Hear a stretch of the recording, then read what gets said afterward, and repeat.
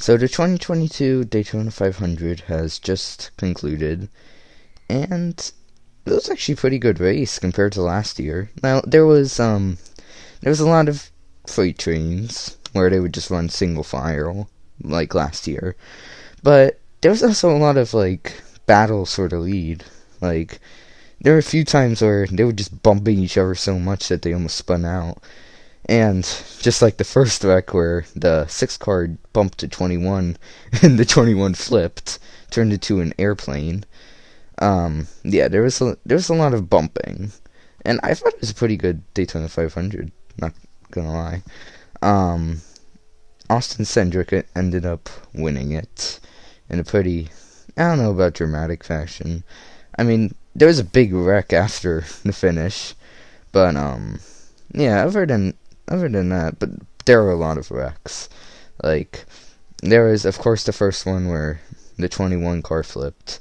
Then there's the second wreck where basically the 8 car Tyler Reddick got turned into the pack and caused a big wreck. Then there was the third one where Ricky Stenhouse, the 47, got turned around and crashed. Then there's, of course, the last one where the whole field wrecked after the finish line, well, except the top 5.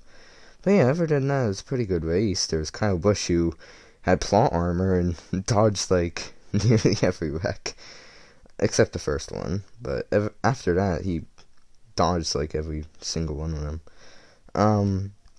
Yeah, it was a pretty good race. Austin Cindric then won. He only had 7 cup starts before this, so this is his first win in his first full-time season.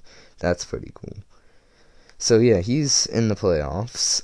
If I had to guess, I would say that most of the people who made the playoffs last year without McDowell will make the playoffs this year, because they were all running good. Christopher Bell got destroyed, but he was still running at the end of the race, but he's 40 laps down. Martin Truex won both stages, but then finished in like 13th or something. Unfortunate for him, but he has probably the points lead now, so good for him.